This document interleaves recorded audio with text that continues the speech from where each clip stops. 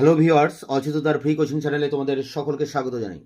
আজকের এই ভিডিওতে তোমরা যারা ক্যালকাটা ইউনিভার্সিটিতে সেকেন্ড সেমিস্টারে এডুকেশন বা শিক্ষাবিজ্ঞান সাবজেক্টটিতে অনার্স বা জেনারেলে পড়ছো, তোমাদের যে ডিএসসিসি 2 বা এমডিসি 2 পেপারটি রয়েছে, এই পেপারটির একটি ইম্পর্টেন্ট টিকা প্রশ্ন বুদ্ধাঙ্ক বা আইকিউ কি, এর উত্তর নিয়ে আলোচনা করছি এই ভিডিওতে। অ্যান্সারটি তোমরা যেভাবে লিখবে, বিনে তার অভিজ্ঞায় মানসিক বয়সে যে ধারণার প্রবর্তন করেছিলেন তার উপর ভিত্তি করে মনোবিদ উইলিয়াম স্টার্ন বুদ্ধির পরিমাপ সংখ্যা দ্বারা প্রকাশ করার জন্য একটি সূচকের বা ইন্ডেক্স ধারণার প্রবর্তন করে। এই সূচককে বলা হয় বুদ্ধাঙ্ক বা আইকিউ। স্টার্নের ধারণা অনুযায়ী আইকিউ সমান সমান মানসিক বয়স বা মেন্টাল এজ এবং দৈহিক বয়স বা ক্রোনোলজিক্যাল এজ ইন্টু 100। দেখো, পয়েন্টস করা হয়েছে বুদ্ধাঙ্ক অনুযায়ী জনগণের শ্রেণী বিভাগ। টারম্যান বুদ্ধাঙ্ক অনুযায়ী ব্যক্তিদের নিম্নোক্ত শ্রেণীতে ভাগ করেছেন। প্রথমে 140-এর বেশি অর্থাৎ প্রতিভাবান, 2 120 থেকে 39 139 অতি উন্নত বুদ্ধিমান বা উচ্চ মেধা সম্পন্ন, 3 110 থেকে 119 বুদ্ধিমান বা মেধাবী, 4 90 থেকে 110 স্বাভাবিক বুদ্ধি সম্পন্ন বা গড় বুদ্ধি সম্পন্ন, 5 80 থেকে 89 স্বল্প বুদ্ধি সম্পন্ন, 6 70 থেকে 79 খুব স্বল্প বুদ্ধি সম্পন্ন, 7 70-এর নিচে ক্ষীণ বুদ্ধি সম্পন্ন বা মানসিক প্রতিবন্ধে। পরেরটি দেখো রয়েছে, মানে পয়েন্ট যেটি রয়েছে শেষ পয়েন্ট, বুদ্ধাঙ্কের স্থিরতা। অনেকের ধারণা মানুষের বুদ্ধিকে প্রশিক্ষণ দ্বারা বৃদ্ধি করা সম্ভব।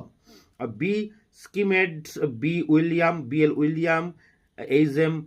স্কুলস বিভিন্ন পরীক্ষা থেকে এই সিদ্ধান্তে এসেছেন, কিন্তু পরবর্তীকালে এই সিদ্ধান্ত ভুল বলে প্রমাণিত হয়েছে। বর্তমানে মনোবিদগণ মনে করেন বুদ্ধি যেহেতু জন্মগত একটি মানসিক ক্ষমতা, সেহেতু তার পরিমাপের সূচকও সব বয়সে সমান থাকে।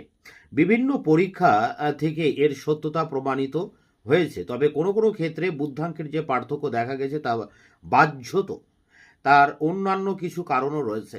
বুদ্ধির পরিবর্তনশীল প্রকৃতির জন্য নয়, বস্তুত কোনো মানসিক অভিজ্ঞা সম্পূর্ণভাবে নির্ভরযোগ্য নয়, কারণ কোনো বুদ্ধি অভিজ্ঞা কৃষ্টিমূলক অভিজ্ঞতাকে বাদ দিয়ে তৈরি করা যায় না।